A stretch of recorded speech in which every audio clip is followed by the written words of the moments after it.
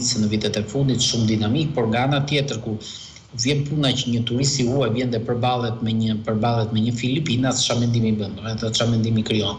Që Shqipëria është një vend që tashmë nuk ka më njerëz, kështu që edhe ata që do duan që të marrin në konsiderat, ndoshta në të ardhmen që të blejnë një shtëpi, që të ndërtojnë një biznes, që të investojnë në Shqipëri, do ta shikojnë me skepticizëm sepse ky është imazhi që i jepet turistit të huaj sot në Shqipëri. Aspekti tjetër pastaj ka të bëjë me përkeqësimin e shërbimeve, rritjen e ndjeshme të kostove, që ndoshta edhe për arsye të burimeve njerëzore, por që kjo rritje e kostove nuk përkthehet apo nuk shoqërohet me një rritje të cilësisë së shërbimit. Kështu që edhe atë sektor që performon mirë që ti me të drejtë e the në fillim të bisedës, edhe atë sektor duket sikur po ne luftojmë nga të gjitha anët që mos të vazhdoj performancën e tij pozitive, për të kaluar te pjesa e efekteve komplementare.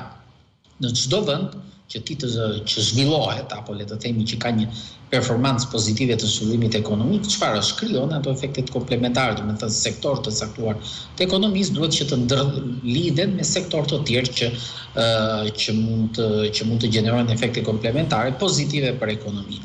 Ajo që bie të re në Shqipëri është që të dhënat duke referuar Ministrisë së Mjedisë dhe Turizmit për 2024 kishin 11.4 milion turistë në mos gabojmë. Nga ana tjetër, të ardhurat për ekonominë ishin vetëm 5 miliardë. Nëse ne do përkthejmë këtë 11.4 milion turistë, pjesojmë 5 miliardë ta pjesojmë me 11.4 milion turistë, të shikojmë që efekti në ekonomi është gati 340 euro për turist, që tregon që turistët në Shqipëri nuk lënë vlerë të shtuar, janë shpenzojnë pak. Edhe ato pak para që pastaj shpenzojnë, shikojmë që përsëri këto para shkojnë pjesa dërmuese, shkojnë jashtë, sepse ushqimet i importojmë nga jashtë.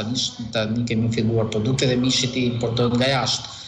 Apo le të themi lëndën e parë për në produktet e mishit e importojmë nga jashtë. Pjesën e një sër produkteve bujqësore importojmë jashtë. Për çdo 3 produkte që ne konsumojmë në vend, një e prodhojmë në vend, ndërsa 2 të tjerë të importojmë nga jashtë. Kështu që nëse ky rregull do ta kishim edhe në sektorin e turizmit, dhe ato pak para që marrim që na lën sektori i turizmit, përsëri 2/3 të tyre përsëri dërgojmë jashtë Shqipërisë, dhe në këtë mënyrë zhvillimi ekonomik apo vlera shtuar që lë dhe turizmin në ekonomi është relativisht e ulët. Pastaj vuan nga kalojmë te pjesa e informalitetit që nuk ka lidhje sigurisht me nisjen e bisedës, por që përsëri vazhdon që të jetë një problem.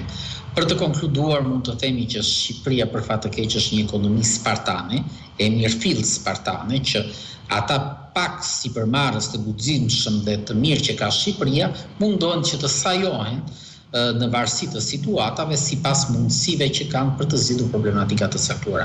Pra, ne flasim për turizmin, por nuk kemi një vizion të qartë që ku do jetë turizmi i Shqipërisë pas 5 vitesh. A kemi shkolla që të formojmë të rinj që të punojnë në këtë sektor? Jo, sepse po importojmë nga jashtë burime njerëzore të kualifikuara. A janë këto burime të njerëzore të kualifikuara që po vinë nga Filipinet, që do vazhdojnë të qëndrojnë në realitetin shqiptar për shumë vite radha, si edhe kjo ngre shumë pikpyetje, sepse koha ka treguar që të gjithë ata të huaj që vinë në Shqipëri gjithmonë e shikojnë Shqipërinë të si një trampolin për t'u afruar pastaj për të shkuar në vendet më të zhvilluar siç janë ata të Bashkimit Evropian, Italia dhe më gjerë. Kështu që koha tregon që Shqipëria po